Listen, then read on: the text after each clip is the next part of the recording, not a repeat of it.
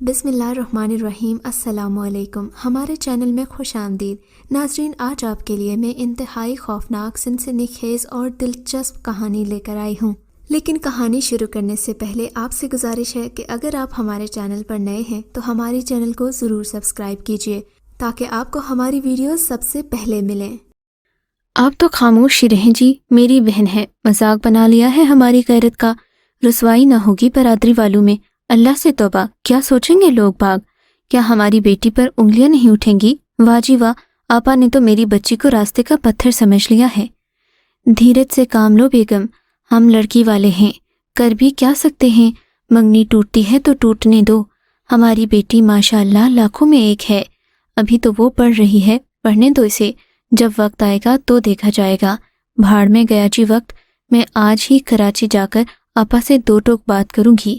نہیں بیگم، شجاعت بیگ کے لہجے میں ترشی آ گئی، تم کراچی نہیں جاؤ گی، یہ میرا حکم ہے۔ آپ کا حکم سر آنکھوں پر، عفت بیگم بھی کچھ نرم پڑتے ہوئے بولی، مگر ان کے تیور بگڑے ہی رہے۔ ٹھیک ہے، میں کراچی نہیں جا رہی، مگر یہ بھی تو سوچیں کہ الفت کو منگنی ٹوٹنے کی اطلاع کیوں کر دیں، وہ بہت ہی غیور لڑکی ہے، اس کی رگوں میں آپ کا خون دوڑ رہا ہے، کیسے برداشت کرے گی اس المناک اطلاع کو؟ آسان سی بات ہے، تمہاری آپا کا خط اس کی ٹیبل پر رکھ دو، مجھے میرے خون پر ناز ہے، الفت ایک حوصلہ مند لڑکی ہے، وہ اپنے مستقبل کا فیصلہ خود کرے گی۔ شجاعت بیگ آخری بات کہہ کر خاموش ہو گئے۔ چند لمحے کچھ سوچتے رہنے کے بعد عفت بیگم خط پکڑے میرے کمرے میں داخل ہو گئیں۔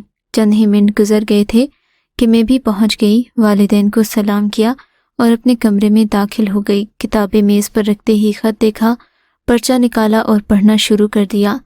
پوری تحریر پڑھ لینے کے بعد میں سنگ مرمر کا مجسمہ بن گئی۔ میں نے اپنا دل بھجتا ہوا محسوس کیا۔ خالہ جان کے یہ الفاظ کہ عقیل شادی پر رضامند نہیں ہے، لہٰذا بچپن کی منگنی کو منسوخ سمجھا جائے، میرے ذہن پر انگارے سے دوڑنے لگے تھے، لیکن میری یہ کیفیت عارضی ثابت ہوئی کہ دل خون کے آنسو رونا چاہتا تھا، لیکن بڑھی ہوئی خود اعتمادی نے مجھے پرسکون کر دیا۔ میں صرف چند لمحوں میں ایک فیصلے پر پہنچی۔ میں جاننا چاہتا ہوں بیٹی، تم کیا کہنا چاہتی ہو؟ ہم سے زیادہ تمہارے دکھ کو اور کون محسوس کرے گا؟ ابو، میں مسکراتی ہوئی ابو کے قریب بیٹھ گئی۔ آپ نہ جانے کیا سوچ رہے ہیں، میں تو صرف یہ جاننا چاہوں گی کہ آپ دونوں اداس کیوں ہیں؟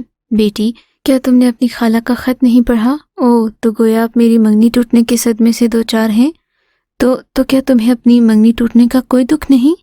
امی مجھے حیرت سے تکتے ہوئے بولی۔ نہیں بیگم۔ ابو فرت مسرت سے بے قابو ہو کر فوراً بولے، میری بیٹی اس قدر بزدل نہیں ہے کہ لڑکپن کے جاہلانہ فیصلے پر بھڑک اٹھے۔ میں تو یہ کہوں گا کہ والدین کو اپنی اولاد کی تقدیر کا فیصلہ کرنے میں جلد بازی کا مظاہرہ نہیں کرنا چاہیے۔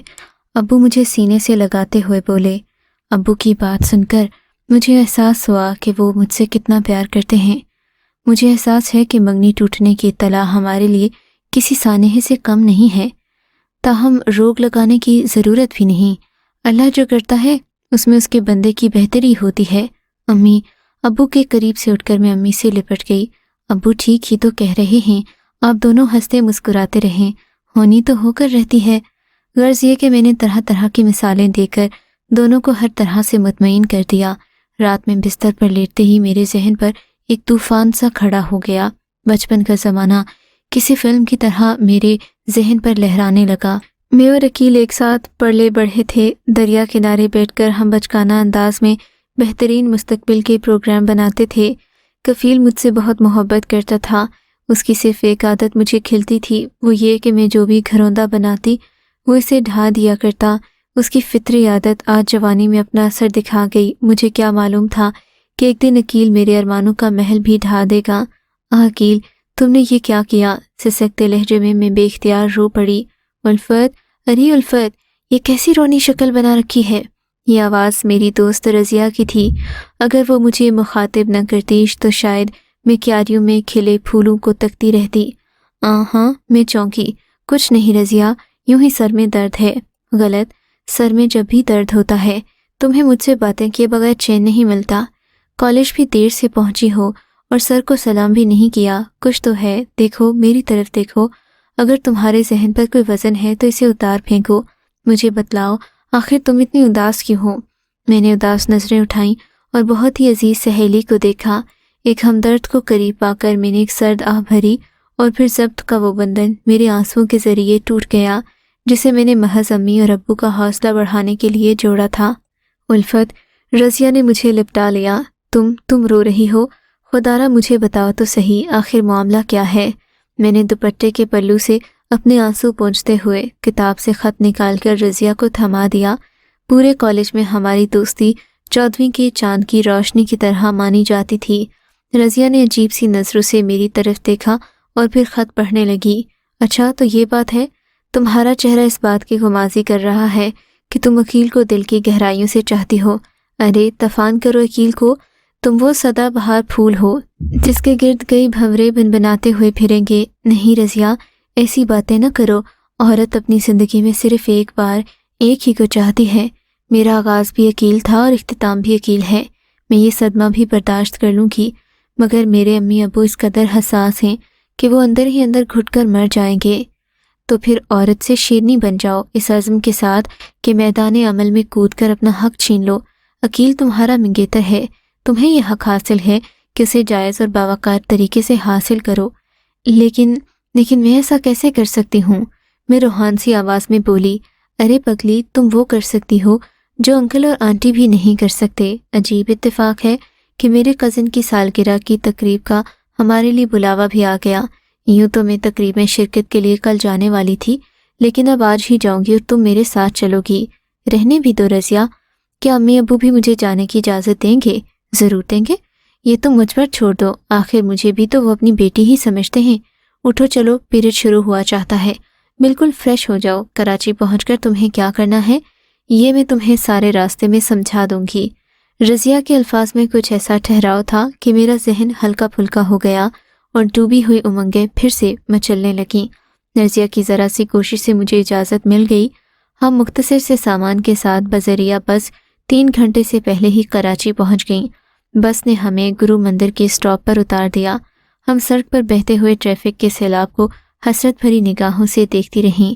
گو کہ ہمیں زیادہ دور نہیں جانا تھا، نہ ہی ہمارے پاس کوئی وزنی سامان تھا کہ ہمیں ٹیکسی رکشہ کی ضرورت پڑتی۔ ہمارے 2 طرفہ ٹریفک کے سیلاب سے گزرنا تھا اور سامنے والی سڑک ہمیں سولجرز بازار میں واقع رضیہ کے بھائی کے گھر پہنچا دیتی۔ موسم بہت ہی پیارا تھا، آسمان کو مٹیالے بادلوں نے گھیرا ہوا تھا۔ ہواؤں کی سرد خنکی بتا رہی تھی کہ بارش ہوگی۔ جو کچھ بھی تھا یہاں بھی رضیہ کی بے باکی کام آ گئی۔ ایک شریف النفس ٹریفک سارجنٹ نے بڑی آسانی سے سڑک پار کروا دی۔ ٹھیک اسی لمحے بادل گرج اٹھے اور ہلکی ہلکی بارش شروع ہو گئی، لیکن تیز ہونے سے پہلے ہی ہم ایک قریبی بنگلے کے گیٹ پر پہنچ گئیں۔ رضیہ نے کال بیل پر انگلی کا دباؤ ڈالا تو چند لمحوں بعد ایک خوبصورت سی دبلی پتلی لڑکی نے دروازہ کھولا۔ ارے رضیہ تم؟ وہ رضیہ سے لپٹ پڑی۔ جب رضیہ نے میرا تعارف کروایا تو وہ مجھ سے بھی والہانہ انداز میں لپٹ گئی۔ چند ہی لمحوں میں ہم شاندار سے ڈرائنگ روم میں بیٹھی ہوئی تھیں۔ بیرونی طور پر بادلوں کے باعث جو سرمئی اندھیرا پھیلا ہوا تھا وہ ڈرائنگ روم کی روشنی سے بہت ہی سرور آور ثابت ہوا۔ بھائی جان کہاں ہیں بھائی؟ رضیہ تولیے سے اپنا چہرہ سہلاتے ہوئے بولی۔ ایک تولیہ میرے پاس بھی تھا۔ میں یہاں ہوں سرخ مرچ۔ ایک مردانہ آواز سن کر ہم تینوں آواز کی طرف متوجہ ہو گئیں۔ وہ ایک خوبصورت لمبا تگڑا نوجوان تھا جو قمیص کے بٹن لگاتے ہوئے دائیں جانب کے کمرے سے برآمد ہوا تھا۔ ڈنر پر رضیہ نے بھائی صاحب اور بھابھی کو میرے متعلق سب کچھ بتا دیا تھا۔ انہوں نے میرا حوصلہ بڑھانے کے لیے کسی قسم کے دکھ کا اظہار نہیں کیا، بلکہ رضیہ کے مرتب کردہ نفسیاتی پروگرام کو سراہتے ہوئے مجھے کامیابی کا یقین دلایا اور دعا بھی کی۔ صبح میں نے رضیہ کے مرتب کردہ پروگرام پر عمل شروع کر دیا تھا اور اب رکشہ پکڑا 10 منٹ کے اندر ہی جمشید روڈ نمبر 2 کے ایک بنگلے میں پہنچ گئی۔ پھاٹک کھلا تھا اور ملازم بھی اپنے اپنے کام میں مصروف تھے۔ میں ان پر اچرتی سی نظر ڈال کر دھڑکتے دل سے اندرونی حصے میں داخل ہو گئی۔ مجھے صرف یہ خدشہ لاحق تھا کہ کہیں عقیل سے ملاقات نہ ہو جائے، لیکن ایسا نہیں ہوا۔ مجھے اس طرح غیر متوقع طور پر اپنے سامنے پا کر خالہ جان تصویر حیرت بن گئیں۔ السلام علیکم خالہ جان۔ میں نے جب مسکراتے ہوئے سلام کیا تو وہ چونک پڑیں اور لپک کر مجھے اپنے سینے سے لگاتے ہوئے خوب پیار کیا، دعائیں دیں اور صوفے پر بٹھاتے ہوئے میرے ساتھ بیٹھ گئیں۔ تمہیں اچانک سامنے پا کر مجھے اپنی بصارت پر یقین نہیں آ رہا۔ خبر سناؤ بیٹی، تمہارے ماں باپ کیسے ہیں؟ اور یہ تمہارا سامان کہاں ہے؟ وہ خیریت سے ہیں ہی خالہ جان؟ کیا خالو گھر پر نہیں ہیں؟ میں ان کے سوال کا آخری حصہ گول کرتے ہوئے بولی۔ نہیں ہے بیٹا، وہ تو صبح 8:30 بجے ہی دفتر چلے جاتے ہیں۔ کب پہنچی ہو کراچی اور تمہارا سامان؟ الجھن نہ کھائیے خالہ جان، میں گزشتہ شام اپنی دوست رضیہ کے ساتھ اس وقت پہنچی ہوں جب ہلکی ہلکی بارش ہو رہی تھی۔ میرا بریف کیس رضیہ کے بھائی کے گھر میں رکھا ہے۔ کیا کہہ رہی ہو الفت؟ کل سے آئی ہو اور اپنا گھر چھوڑ کر غیروں کے گھر جا ٹھہری ہو؟ اس میں تعجب کی کیا بات ہے خالہ جان؟ آپ نے تو اپنائیت کے رشتے ہی توڑ دیے ہیں، میں نے ذرا سی جھجک کے بعد کہہ دیا۔ الفت میری بیٹی، طنز کے نشتر تو نہ چلاؤ، رشتہ میں نے نہیں بلکہ عقیل نے توڑا ہے۔ یقین جانو بیٹی، ہم دونوں میاں بیوی عقیل سے بولتے بھی نہیں ہیں، اجنبیوں کی طرح گھر میں آتا ہے، بھکاریوں کی طرح کھاتا ہے اور اجنبیوں کی طرح چلا جاتا ہے۔ یہ بیماری ہاکی اس کی رگ رگ میں سما گئی ہے۔ آٹوگراف لینے والی لڑکیوں نے اس کے دماغ میں بھس بھر دیا ہے۔ راجہ اندر سمجھنے لگا ہے خود کو۔ ہمارے لاکھ سمجھانے پر بھی وہ بچپن کا رشتہ ماننے پر تیار نہیں ہوا۔ کاش وہ تمہیں ایک بار دیکھ لینے کے بعد کوئی فیصلہ کرتا۔ بچپن بچپن ہوتا ہے، جوانی جوانی ہوتی ہے، بہت دردناک موضوع ہے، کوئی اور بات کرو۔ خالہ جان کے چہرے پر حقیقی کرب محسوس کر کے میں نے حوصلہ پکڑا۔ تمہارے خالو ابا کی منگنی توڑنے کے حق میں نہیں تھے اور نہ ہیں۔ کیا ہم بد نصیب ہیں کہ اپنی چاند سی الفت کو چھوڑ دیں؟ میری امنگ بھر آئی، میرے اعتماد میں ایک ٹھہراؤ سا پیدا ہو گیا۔ تو پھر میرا پروگرام سن لے خالہ جان، میں نے اپنی اندرونی مسرت کو دباتے ہوئے کہا۔ بگڑی بنانے والا اللہ ہے، اللہ نے چاہا تو آس کے بندھن جڑے ہی رہیں گے۔ پرعزم لہجے میں کہتے ہوئے میں نے اپنے پروگرام سے خالہ جان کو آگاہ کیا جو رضیہ نے مجھے بتایا تھا۔ میری بچی، خالہ جان مجھ سے لپٹ پڑیں، میری پیشانی چومنے لگیں۔ تم پالوگی عقیل کو الفت، میری دعائیں، میرا تعاون تمہارے ساتھ رہے گا۔ اللہ کرے آس کے بندھن جڑے ہی رہیں۔ یہ دو باعزت خاندانوں کا بندھن ہے۔ نیشنل اسٹیڈیم انسانوں سے کھچاکچ بھرا ہوا تھا، مرد، عورتیں، بچے، بوڑھے میچ شروع ہونے سے پہلے ہی اسٹیڈیم میں پہنچ چکے تھے۔ اس ہاکی میچ کی بڑی دھوم تھی۔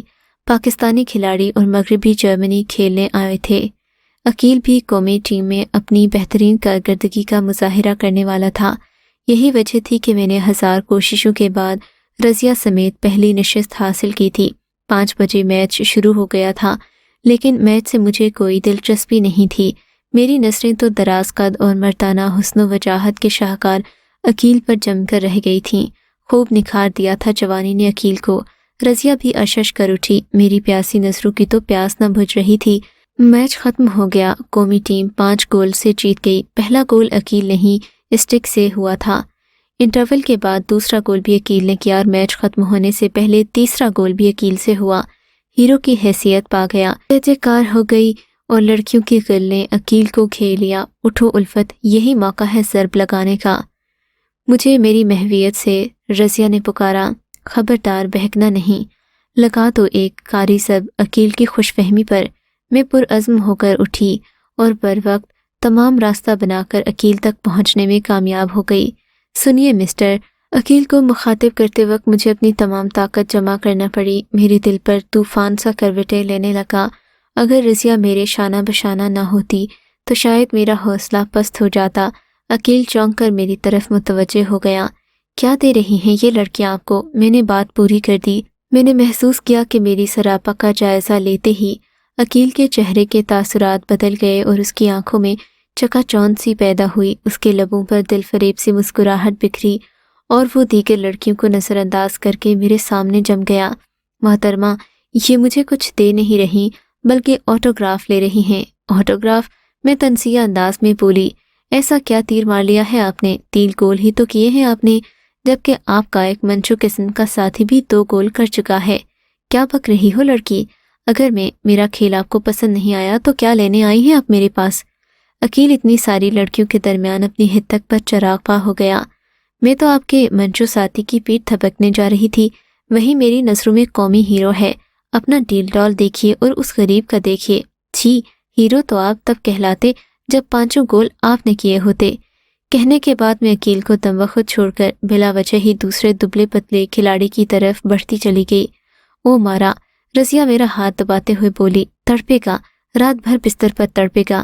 تمہارے ایک ایک لفظ اس کی بڑھتی ہوئی خود اعتمادی پر قاری ضرب لگائے گا۔ دوسرے روز 10 بجے میں عقیل کے دفتر میں پہنچ گئی اور پھر اس نے مجھے روکنے کی ضرورت بھی نہ سمجھی۔ میں نے جان بوجھ کر خود کو دروازے کے ساتھ کھولا۔ تم؟ مجھے سامنے پا کر عقیل بوکھلا کر کھڑا ہو گیا۔ میں نے محسوس کیا کہ عقیل کی آنکھوں میں سرخی اور چہرے پر تھکاوٹ تھی۔ بلا اجازت کیسے آ گئیں؟ ناراض نہ ہوئیے، بڑی مشکلوں کے بعد آپ کا پتہ معلوم کیا ہے۔ میں دراصل اپنے کل کے رویے پر آپ سے معافی مانگنے آئی ہوں۔ پلیز عقیل صاحب، مجھے معاف کر دیجیے۔ قدرتی طور پر میرے لہجے میں معصومیت سما گئی۔ تم تشریف رکھو۔ عقیل کا چہرہ چاندنی کی طرح دھل گیا۔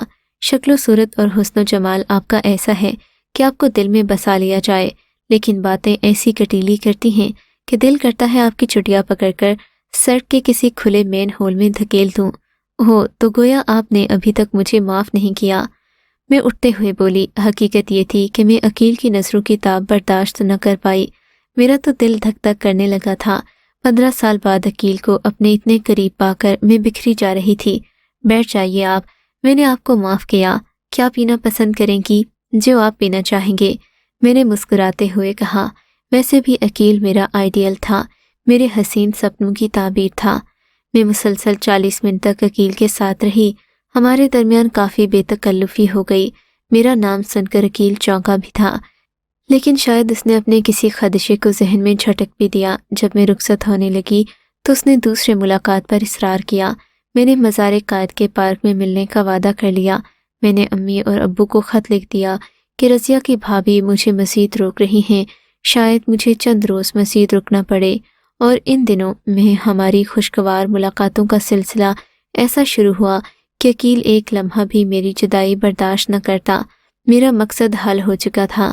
ویسے بھی والدین سے جدا ہوئے مجھے کئی روز گزر چکے تھے۔ میری وجہ سے رضیہ بھی کالج سے غیر حاضر ہو چکی تھی، لہٰذا میں نے فیصلہ کر لیا کہ عقیل سے کل میری آخری ملاقات ہوگی، اور جو بچپن کی منگنی کو مذاق سمجھ کر وہ توڑ چکا تھا، کل سے جدائی کی آگ میں سلگتا رہے گا۔ تب اسے احساس ہوگا کہ خاندانی پرمپرا کیا ہوتی ہے۔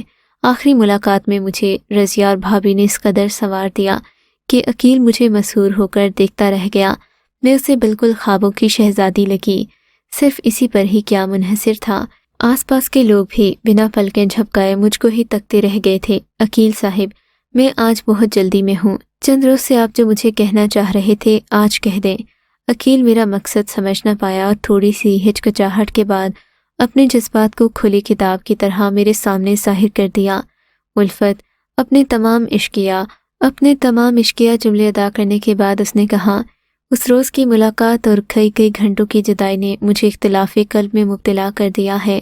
تم صرف ہاں کر دو تو میں جلد سے جلد تمہیں اپنی زندگی کا حصہ بنا سکتا ہوں۔ میں تم سے شادی کرنا چاہتا ہوں۔ میرا دل بلیوں اچھلنے لگا، میرے خون کا دورانیہ تیز ہونے لگا۔ میں نے بڑی مشکل سے خود کو سنبھالا۔ عقیل صاحب، مجھے افسوس ہے کہ میں آپ سے شادی نہیں کر سکتی۔ میرے والدین نے تو بچپن میں میری منگنی کر دی تھی۔ میرے جواب نے عقیل کے سدا بہار چہرے کو خزاں رسیدہ کر دیا۔ اس کی آنکھیں ڈبڈبائیں اور وہ صحرا میں بھٹکنے والے ہرن کی طرح ہانپنے لگا۔ مجھ سے اس کی یہ حالت دیکھی نہیں جا رہی تھی۔ میں اس سے اپنی اور اپنے والدین کے دکھ کا انتقام لینا نہیں چاہ رہی تھی۔ میں تو صرف 15 سال پرانے وہ بندھن، آس کے بندھن جوڑنے پہنچی تھی جنہیں عقیل نے سرد ہوا کے حقیر جھونکے کی طرح بکھیر کر رکھ دیا تھا۔ مگر الفت، عقیل کے لہجے میں لرزش اور وجود پر بھونچال سا طاری ہو گیا۔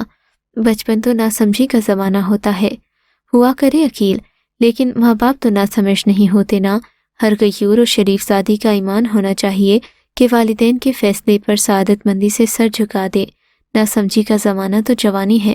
عقیل صاحب، آپ نے یہ محاورہ تو پڑھا ہوگا کہ جوانی اندھی ہوتی ہے اور فیصلے بھی اندھے کرتی ہے۔ انکار نہ کرو الفت، میں مر جاؤں گا۔ تمہاری جدائی مجھے مار ڈالے گی۔ میری منگنی بھی بچپن میں میری خالہ کی بیٹی سے ہوئی تھی۔ اتفاق یہ ہے کہ اس کا نام بھی الفت ہے۔ میں اپنے مستقبل کا فیصلہ کرنے کے قابل تو اب ہوا ہوں۔ میں نے بچپن کی منگنی توڑ دی ہے۔ واہ عقیل صاحب، کس ٹھٹائی سے اپنے ظلم کا اظہار کر رہے ہیں آپ؟ کبھی آپ نے سوچا ہے کہ آپ کے انکار نے اپنے منگیتر کے دل و دماغ کے کتنے ٹکڑے کر دیے ہوں گے؟ کبھی سوچا ہے کہ اس مظلوم لڑکی کے والدین کس قدر دکھی ہوئے ہوں گے؟ کاش مجھے آپ کے کٹھور ہونے کا پہلے سے علم ہوتا۔ بہرحال میری آپ سے آخری ملاقات ہے، کم از کم اپنے والدین کے اصول توڑنے کا میں تصور بھی نہیں کر سکتی۔ میں لاپرواہی سے اٹھ کر بیرونی رستے کی طرف بڑھتی چلی گئی۔ الفت، میری بہن، میری بیٹی، چپ ہو جاؤ۔ کیسا روگ لگا لیا ہے اپنی جوانی پر؟ اٹھو، ذرا چل کر آئینے میں اپنی صورت دیکھو۔ ہائے اللہ، گلابی رنگت کو نابی بنا دیا ہے تم نے، روتے روتے اپنی آنکھیں سجا دی ہیں تم نے، کامیاب ہونے کے باوجود بلک رہی ہو۔ بھابھی، میں لپٹ پڑی رضیہ کی بھابھی سے۔ عقیل میرا منگیتر ہے، وہ مجسم بنا بینچ پر بیٹھا ویران نگاہوں سے مجھے جاتے ہوئے دیکھتا رہا۔ میرے رویے نے، میرے الفاظ نے اسے مردہ بنا کر رکھ دیا۔ وہ مر جائے گا بھابھی، مرے اس کے دشمن۔ شانت ہو جاؤ میری بہن، تم نے کوئی جرم نہیں کیا۔ اینٹ کا جواب پتھر سے پتہ چل گیا ہوگا اسے کہ دل توڑ دینا کس قدر اذیت ناک عمل ہے۔ تم نے تو ٹوٹے بندھن جوڑے ہیں، اپنی اور اپنے والدین کی آس کے بندھن کو جوڑنے کی کوشش کی ہے۔ الفت، میری بہن، بھابھی جان میرا سر اپنی گود میں رکھتے ہوئے بولی، چند گھنٹے، صرف چند گھنٹے انتظار کر لو، چلی جانا بیٹی۔ ایک نسوانی آواز سن کر ہم سب آواز کی طرف متوجہ ہو گئے۔ میری خالہ ماں ہی تھیں۔ پہلے چل کر مردے میں جان تو ڈال دو۔ خالہ جان کو یوں سامنے پا کر میرا چہرہ خوش آئند تصور سے دمک اٹھا۔ وہیں خالہ جان کے چہرے پر کرب کے آثار محسوس کر کے میرا دل دھک سے رہ گیا۔ خالہ جان، میں سسکتی ہوئی آواز میں چلاتی ہوئی اٹھی اور خالہ سے چمٹ گئی۔ جیتی رہو بیٹی، عقیل کو زندہ دیکھنا چاہتی ہو تو چھوڑ دو اپنی ضد اور چلو میرے ساتھ۔ وہ بے ہوش پڑا ہے، عالم میں مدہوشی میں، اس کے لبوں پر صرف تمہارا نام مچل رہا ہے۔ کیا منزل پا لینے کے باوجود اپنے قدموں کے نشانات مٹا دینا چاہتی ہو؟ نہیں نہیں خالہ اماں، ایسا نہ کہیے۔ جاؤ میری پیاری بہن، جاؤ۔ بھائی صاحب کی آنکھیں خوشی کے جذبات سے بھیگی ہوئی اور آواز میں لرزش تھی۔ بھابھی اور رضیہ بھی مسرت کے آنسو سمٹنے میں مصروف تھیں۔ مسیحا بن کر جاؤ اور اپنی تمام مسرتوں کو سمیٹ لو۔ میں خالہ جان کے ساتھ چل دی۔ مجھے یقین تھا کہ بھائی، بھابھی اور رضیہ بھی ہمارے تعاقب میں لگ جائیں گے۔ خالہ ماں کی کار بنگلے کے باہر ہی موجود تھی۔ کچھ دیر کے بعد جب میں خالہ ماں کے ساتھ عقیل کے کمرے میں پہنچی تو عقیل کو اپنے بیڈ پر بے سد پا کر خالو وغیرہ کی موجودگی کا احساس کیے بغیر یا انہیں سلام کیے بغیر عقیل عقیل پکارتی اس کے پاس آ گئی۔ عقیل، میں آ گئی ہوں، آنکھیں کھولیے، خدارا آنکھیں کھولیے، آپ جو کہیں گے میں وہی کروں گی۔ الفت، بیک وقت عقیل نے آنکھیں کھول دیں۔ اس کے لہجے میں ایسا تابناک کرب تھا کہ میں تڑپ کر رہ گئی۔ تم آ گئی الفت؟ ہاں عقیل، میں لوٹ آئی ہوں۔ مجھ پر شادی مرگ کسی کیفیت طاری تھی۔ وعدہ کرو مجھے چھوڑ کر نہیں جاؤ گی۔ چپ بے شرم، خالو ابا عقیل کو پیار سے ڈانٹتے ہوئے بولے۔ جانتے ہو الفت کون ہے؟ یہ نالائق تمہاری خالہ کی بیٹی اور تمہاری بچپن کی مانگ ہے۔ کیا؟ عقیل کا چہرہ فرت مسرت سے گلاب کی طرح کھل اٹھا۔ ہاں بیٹا، یہ وہی الفت ہے جس سے تم نے سارے بندھن توڑ لیے تھے۔ اللہ کے کروڑ ہاں احسان ہیں کہ الفت نے خود ہی اپنی ذہانت سے اپنی اور اپنے والدین کی آس کے بندھن ٹوٹنے نہیں دیے۔ اگر آپ کو یہ کہانی اچھی لگی ہے تو اس ویڈیو کو لائک کیجیے اور اس طرح کی مزید ویڈیوز دیکھنے کے لیے ہمارے چینل کو سبسکرائب کیجیے۔ اور ہاں، اگر آپ کی کسی دوست، رشتہ دار یا بہن کے ساتھ خدا نہ کرے ایسا کوئی واقعہ پیش آیا ہے تو ہمیں کامنٹ سیکشن میں اس کے بارے میں ضرور بتائیے۔